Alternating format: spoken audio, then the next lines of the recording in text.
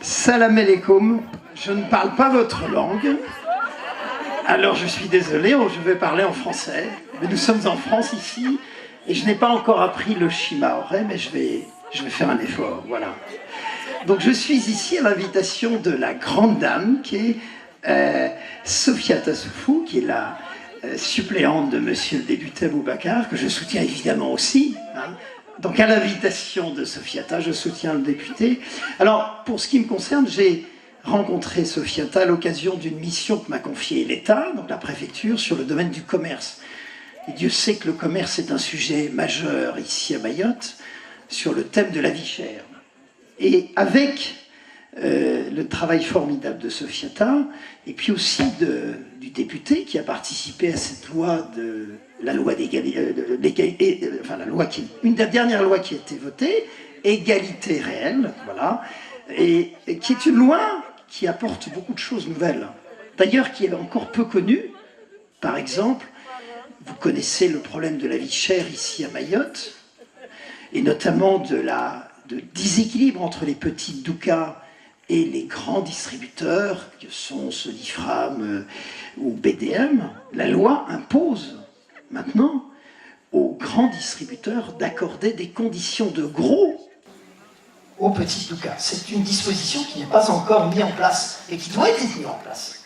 Et donc, à travers j'ai participé à un projet financé par l'État avec Sofiata pour construire la possibilité pour les petits de s'organiser en coopérative de commerçants. Et nous avons créé, grâce à Sofiata, la première coopérative de commerçants de Mayotte. Il y avait des coopératives, voilà. Il y avait des coopératives agricoles, mais il n'y avait pas, j'ai regardé dans l'histoire de Mayotte, il n'y avait pas de coopérative de commerçants. Et donc elle existe, voilà. Alors moi je suis venu vous parler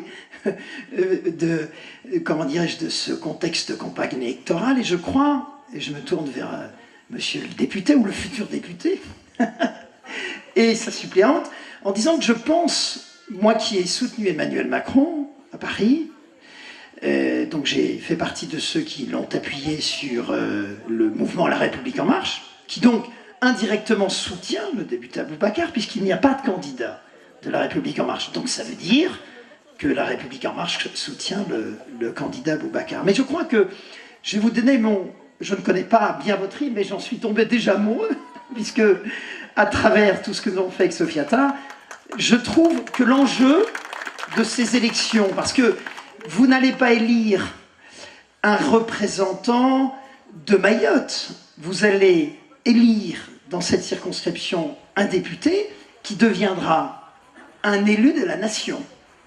Pas de Mayotte, de la nation. Il se trouve qu'il va être élu à Mayotte, et dont le rôle sera de voter les lois de la nation et de contrôler le gouvernement de la nation.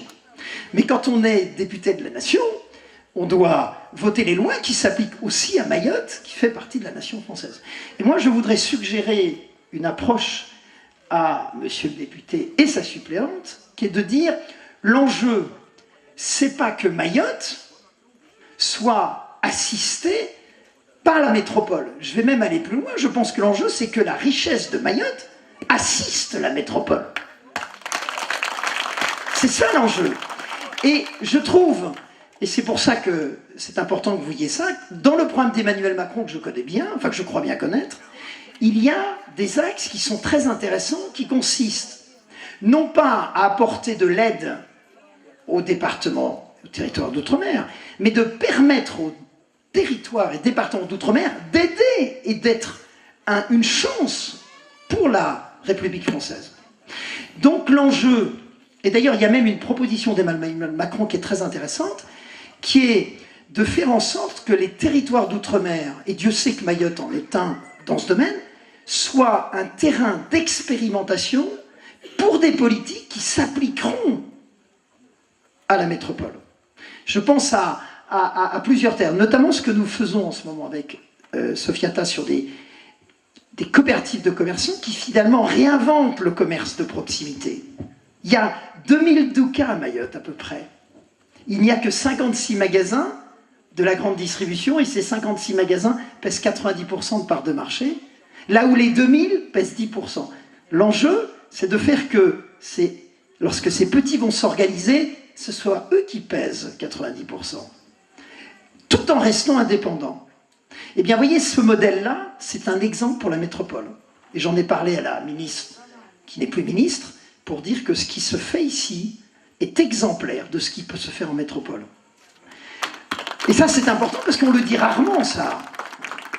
Et dans le programme d'Emmanuel Macron, il y a plusieurs sujets, et notamment toutes les politiques qui sont menées dans le domaine de la jeunesse, tout le travail formidable que fait Sophie Atta, et auquel, j'imagine, participe le député dans le domaine de la violence, la formation des jeunes, les problématiques de délinquance et autres. Tout ça, ce sont des politiques qui sont applicables en métropole.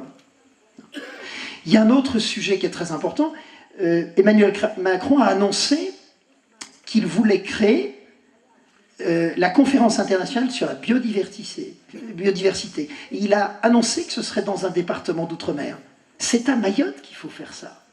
Donc le député que vous allez lire, il doit porter cette voix en disant que cette conférence doit se passer à Mayotte.